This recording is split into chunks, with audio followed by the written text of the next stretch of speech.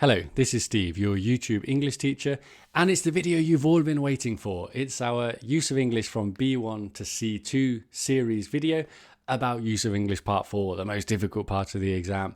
So what we're going to do is go through how this part of the exam would look, what difficulty level it would have from B1 to C2 to see how far you can do, to see what you can learn. We're going to start with B1, and this did used to be on the B1 exam before 2020, and they changed the format back in the good old days. This did used to be on the exam, and the rules were, as you can see, you could have 1 to 3 words. You have to keep the meaning the same. That's going to be the same for every part of the exam. And I would just say, as a tip, they are testing the basics. They are testing that you know, past simple, third person S, conjugation, basic things like that. And that's what I'm focusing on as well, is simple verb forms and tenses, something that could be tested for Use of English Part 4 at a B1 level. So pause the video, complete the second sentence so it means the same as the first, using 3 words maximum. If you are watching and understanding my videos, this should be super easy. So I'm going to move straight on because to understand me, you already got this level. Just be careful with third person, and that's my tip, right? So what do we have? I was given, my father gave me. Irregular verb, but pretty common. Give, gave, given. Number 1, I haven't got. Have not or haven't means I don't have. Number 3, I had to, right? Insisted means you have to do it, and he said I had to do it in the past tense because it's reported speech. I guess that one is a bit more difficult if you're not being careful. It's difficult, so it's not easy to do it. Easy to, adjective with infinitive. We've learned that in my other videos and in other places. Hopefully you've learned it. And interested in, preposition plus ing, buying. So we can see what we're talking about with verb forms here is going to be infinitive and ing, and tenses we've seen the past tense, the present tense, and so on. And finally, it was the first time, this common expression that you also see at B2, but we're only testing a little bit of it here to make it a bit easier. So that's for B1, and we're going to move straight on because this is too easy. Now we're on to B2, and now we're getting into the real Use of English Part 4. Something that's quite common for Use of English Part 4 in the B2 exam is comparatives. And here we have 2 words minimum, 5 words maximum, keeping the meaning the same, and being very careful with the logic. I still make mistakes on these myself when I'm not careful. You have to think, stop and think, okay, Tim is slower than Amira. So Amira quickly than Tim. Be very careful with who is bigger than, smaller than, cheaper than, not as expensive as, all those kind of things. Just be careful with the logic. That is my tip. Take your time. Imagine it, write it if you want, but think more expensive than means not as cheap as, and so on and so on. So here come the answers, because you've had a minute there to look at them, to pause the video and to do it. If Tim is slower, then Amira types a lot more quickly than, or much more quickly. We do need the emphasis, don't we? Because it is a lot slower. So we can keep a lot more quickly than, 5 words, or we can say much more quickly than. And what we're testing here, this is a comparative adverb, isn't it? We don't say quicklier, or we don't say more quick. We say more quickly. That's comparative adverbs. Started with a slightly difficult one, because that's what you might have at B2. Number 2, more in the winter than in the summer. So in the summer as in the winter, there is not as much rain here in the summer as in the winter, right? That makes sense. There is not as much in the summer as in the winter. That's what it has to be. Unless you can think of another answer maybe, then write it in the comments. There is not as much in summer. There is with not, I think it has to be not as much. Number 3, we just saw this structure in one of my previous videos because we are repeating the same things we need to learn. He was one of the most talented footballers.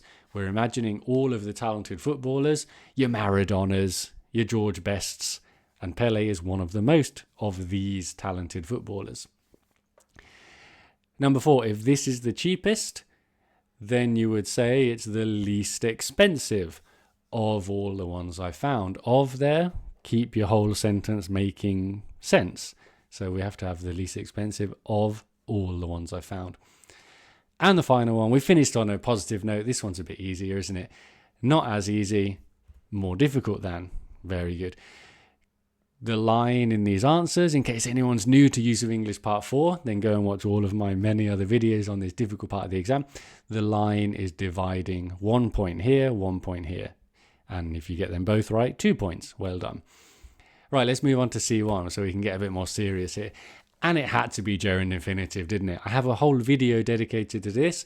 And yes, some of these questions are similar to the questions in that video because we're going to keep repeating them until you get them right. And I know from experience with students I've had who I've taken from B1 to C2, or at least to C1, they keep making the same mistakes. You have to keep practicing them until they sound natural.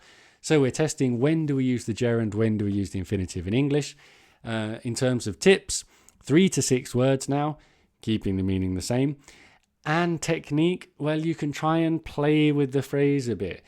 Think about, okay, I might apply for the job. She said she was applying. No, because thinking. So she said she was thinking, and so on and so on. And you start thinking, start speaking to yourself. Things will start making sense. Play with it, ask yourself questions and so on. That's generally a good way of trying to get something. Even if it's not perfect, you might still get 1 point, as we saw with the scoring scheme. So you've paused the video, you've answered these 5 questions for your C1 10 marks. Here come the answers. She said she was thinking of or about applying for a new job. I should have included about. Was thinking of or about applying for a new job. Thinking of, preposition, applying, ing. And reported speech, she was thinking, because we need to go back 1 tense. She said it in the past. Number 2, with encourage, you encourage someone to do something. You encourage Ali to send her CV. Number 3, if I'll gladly do it, then I don't mind doing it.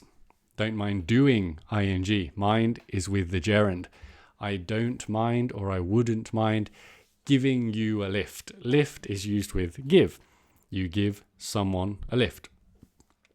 Number 4, if you find it difficult with time, you have a hard time. And again, this is another phrase used with ing. You have a hard time doing something. He had a hard time settling into the area. 1 point for knowing the expression, to have a hard time. Or I guess you could say difficult time, tough time. I'd accept that, I think. And I think they'd accept that in the exam. He had a difficult time. Yeah, that's okay. And 1 point for knowing it's all followed by ing. That's why it's separated like that. And finally, what does reluctant mean? It means you don't really want to do it. It's an adjective, so it's followed by the infinitive. You're reluctant to conduct further. But this out, what does it tell us? Super common vocab piece for C1, talking about research and experiments. You carry out experiments. So I'm reluctant to carry out further experiments. More for the reading and the listening, this idea of carrying out experiments, but I can imagine that being on the Use of English as well. That's why I'm teaching it to you, so you are prepared for these common expressions. How did you do out of 10? They are getting more difficult, aren't they? I'm hoping you're making some mistakes, because that means you're learning something. As we move on to C2, and what are you going to find on Use of English Part 4 in the C2 exam? You're going to find some very specific expressions. You're going to find expressions that are just part of English that you have to know if you want to get the marks. So pause the video, and there's not much to explain here. As you can see, you've got 8 words maximum, and often you need 6, 7, 8 words. You need to keep the meaning the same. The only way you're going to know these is if you read a lot and brink starts to sound familiar to you, because you've read this expression with brink several times. So keep reading, and also reading is fun and it keeps you out of trouble. Right, pause the video, and here come the answers. If something is very small, then it cannot be seen by the naked eye. That's the expression. Part of it, 1 mark for getting the passive construction, it can't be seen by, and 1 point for knowing the naked eye is the expression. Number 2, something is on the brink of happening means it's about to happen, and it's thought to be on the brink of erupting. We've got, again, a passive construction, it's thought to be, and then on the brink of, ing, preposition ing. Lots going on for your 2 marks. Number 3, height. This is another expression, meaning when it was most popular. That's the clue in the first sentence.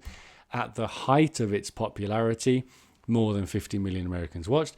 And obviously, popular to popularity, we need a noun, and we know our transformations from our previous Use of English Part 3 video. Number 4, an expression comparing people. Well, when it comes to public speaking, I am no match for Tanya. Tanya is far superior to me. Tanya's better. I'm no match. I am not her equal. That's the expression we need. And finally, if you're discouraged, you are put off. But he wasn't discouraged at all, so he wasn't put off in the least. The challenge did not put Brian off in the least. Did not put off Brian in the least. I think we could also say did not put off Brian. We can have the object in between the verb and the preposition or after it. I think they both sound good. The challenge didn't put off Brian in the least. Yeah, that's okay.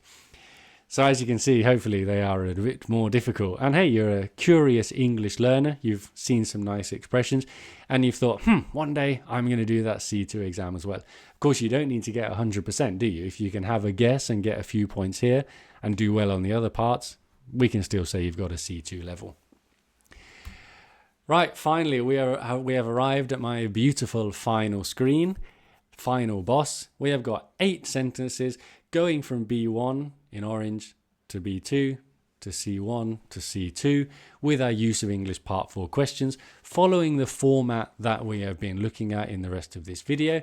Pause the video, work your way through these, see how many points you can get, and hopefully have a bit of fun seeing how they evolve from easy to super difficult. Here come the answers as we reach the end of this video. I used to listen to. You did it in the past, but you don't anymore. Used to. We know how to use that. Number 2, what type of music do you like? It's a question. The reported speech, the direct speech. Number 3, with such, you're such a good artist. You could be a professional. Such a, with a noun phrase. You are so good with an adjective. You are such a, and because it's a noun, we need artist. And number 4, a better singer. So I don't sing as well as. I mean, I'm trying to think of a way of explaining that, but better with an adverb. This is an adverb here, isn't it? We need I don't sing. We need the adverb as well as.